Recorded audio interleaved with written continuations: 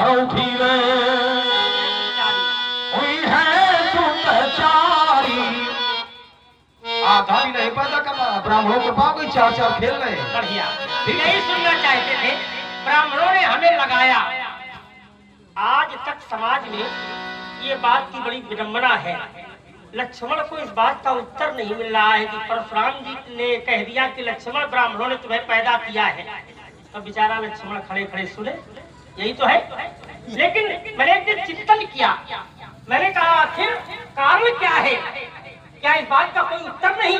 तो मेरे मस्तिष्क में आया कि महाराज अगर ब्राह्मणों ने कृपा करके हमें पैदा किया है तो हम लोगों ने भी इनके ऊपर कुछ कृपा की। अगर हम लोगों ने कृपा न की होती तो महाराज इनका वंश ही रुक जाता। अब जैसे आप लोग विचार करिए, हम कहीं दूर न जाकर के विस्तारवाद न करें, केवल सीधी सीधी बात करें। हम परशुराम जी को लेते हैं। महाराज अगर क्षत्रिय न होते तो इनका वंश ही न चलता, इनका वंश ही न चलता। इनके बाबा ऋषि संसार में घूमे, कोई हमसे विवाह कर ले, कोई विवाह कर ले, किसी राजा ने अपनी कन्या ही नहीं दी, किसी ब्राह्मण ने अपनी कन्या ही नहीं दी। महाराज वो गाद के दरवाजे पहुंच गए, गाद से कहा अपनी कन्या दे दो। गाद ने कहा महाराज कहाँ आप और कहाँ हमारी कन्या। सचिव मंत्रियों ने कहा ये महात्मा है, क्रोधित होकर श्राप दे देंगे, परीक्षा ले लो इनकी। परीक्षा ली गई तो कहा 1000 श्याम कर्ण के घोड़े ले आओ तो हम अपनी कन्या का विवाह तुमसे कर देंगे। महाराज विवाह करने के लिए समुद्र के पास पहुंचे। समुद्र 1000 श्याम कर्ण के घोड़े लाओ। श्याम कर्ण का अर्थ जिनका एक कान काला और पूरा शरीर श्वेत। महाराज समुद्र ने कहा महाराज घोड़े तो 999 ही है। वरुण देवता ने कहा क्या हो गया। ऋषि जी ने कहा कुछ नहीं हुआ, एक घोड़ा कम है, वरुण तू घोड़ा बन जा। वरुण को घोड़ा बना करके 1000 घोड़े दिए और महाराज अपनी इच्छा की पूर्ति के लिए इन्होंने राजा गाद की बेटी सत्यवती से विवाह किया। तो अगर इनके बाबा का विवाह न होता तो पिताजी कहां से आते। अब पिताजी आ गए, उनको भी किसी ने अपनी कन्या नहीं दी। तो राजा प्रसेनजीत को अपनी दया आ गई तो उन्होंने अपनी बेटी रेणुका इनके पिताजी को दी। तो क्षत्रियों ने जब कन्या दी तब इनका वंश चला। तो अगर ब्राह्मणों ने महाराज मंत्र पढ़ करके क्षत्रियों के घर में बालक पैदा कर दिए तो कोई एहसान कर दिया। हमने अपने घर की कन्याएं दे करके आपका वंश आगे बढ़ाया है। तो आपने हमारे यहाँ यज्ञ भागवत पूजा पाठ कर करके महाराज संतान की प्राप्ति कराई है। ये तो बराबरी का दायरा है, इसमें एहसान क्या है तुम्हारा हमारे ऊपर। कोई एहसान कान पकड़ो, इसको सुधार कर ले, सुधार कर ले। नहीं सुनो, उपकार शब्द प्रयोग कर, उपकार नहीं। आपने हमारे घर में कुछ किया तो हमने आपके घर में कुछ किया। हम अच्छी बात बता रहे हैं, अच्छी बात ये बता रहे हैं कि ये एहसान शब्द हटा करके उपकार शब्द। अच्छा उपकार ये हमारे चलो हमने मान लिया आपकी बात, अच्छी बात हम मान लेते हैं। ठीक, तो आपने हमारे घर में जो कार्य किया महाराज हमने इसके पहले आपके ऊपर उपकार किया। इसलिए हमारे कहने का भाव ये है कि संसार को ये ना बताया करो कि हमने ऐसा किया, हम लोगों ने बराबर कर दिया। आप हमने अपने घर की कन्याएं दी तो आप हमारे घर में एक बात अगर हो गई हो तो सुन लो। क्या सुन ले? सुन ये लियो, बराबर नहीं हो। अच्छा फिर भी कम है, बिल्कुल कुछ भाई नहीं। कैसे कैसे अच्छा जब यज्ञ ब्राह्मणों ने कराया ठीक तो 4 खेल रहे हैं। यज्ञ कराया तो कुछ दिया ब्राह्मणों को। हाँ दिया। दान में देवन ये यज्ञ में नहीं है, कहीं भी है ये यज्ञ में नहीं। हम बात यज्ञ की कर रहे हैं जब पैदा हुए हो, जब पैदा हुए हो अगर दान दिया है सर्वस्व दान दीन सब का।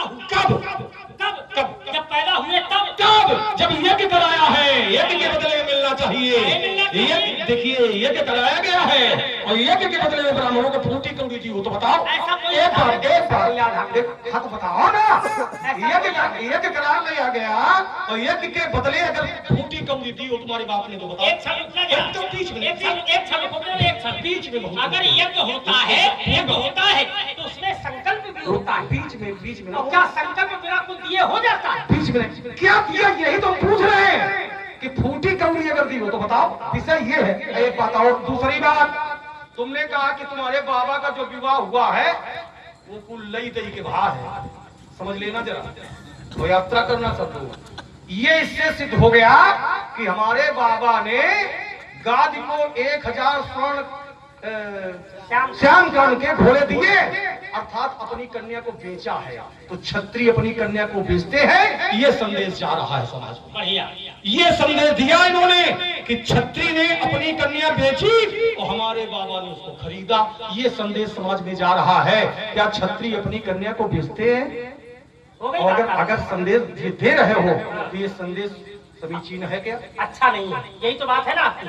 पहली बात तो मैंने अपनी वार्ता में ये कहा था कि महाराज ऋषिक जी की परीक्षा ली गई, परीक्षा ली गई। श्रीमद् भागवत उठा लीजिए, उसमें देख लीजिए। मैंने श्री उस ग्रंथ का श्लोक नहीं पढ़ा, उसका नाम नहीं लिया, कहो यही कहने रखते कि ये द्वापर का ग्रंथ है, तो कुछ भी कह सकते हो, इसलिए मैंने जानबूझ के नहीं। क्या ऐसी बात कोई हमने रखी है? नहीं, ऐसा कह सकते हैं, अन्य लोग भी ऐसा कह देते हैं। ये गणित का प्रश्न नहीं कि माना की चलो कर सकते हैं। अच्छा चलो चलो रुको जरा, ध्यान दीजिए। तो महाराज ये वहाँ का परीक्षा ली गई, वहाँ बेचा नहीं गया। तो चलो अगर तुम्हारी बात हम मान लें कि भाई लिया गया तो बेची गई कन्या, अगर ऐसा मान ले हम, तो चलो समाज में एक नियम है, जो अपनी कन्या बेचे वो तो गिरा हुआ है, हम उसको गिरा हुआ स्वीकार करते हैं। लेकिन जो कन्या खरीदे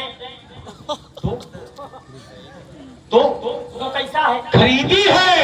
इससे संदेश गलत नहीं जा रहा, लेकिन उससे संदेश गलत जा रहा है। ये तो उससे भी ज्यादा गलत संदेश है। जब कोई नहीं पूछ रहा, सुनो, कोई नहीं पूछ रहा, पहली बात तो चाहे जो जाति की मिले, चाहे जो मिले, गलत चाहे बात, खरीदे मिले, चाहे जो जाति नहीं है, चाहे जो जाति नहीं, चाहे जो जाति नहीं है,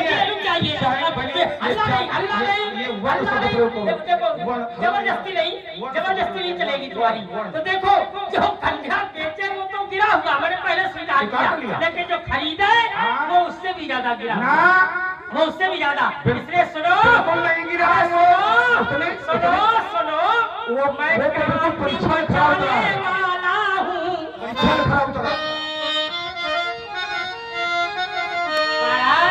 ये क्रांति का झंडा जब तक लहरा रहा है तब तक झुकने वाला नहीं है। बता चुके हैं, बाबा गया तो झंडा ऊंचा हो गया है, गिरा हुआ था। नहीं था,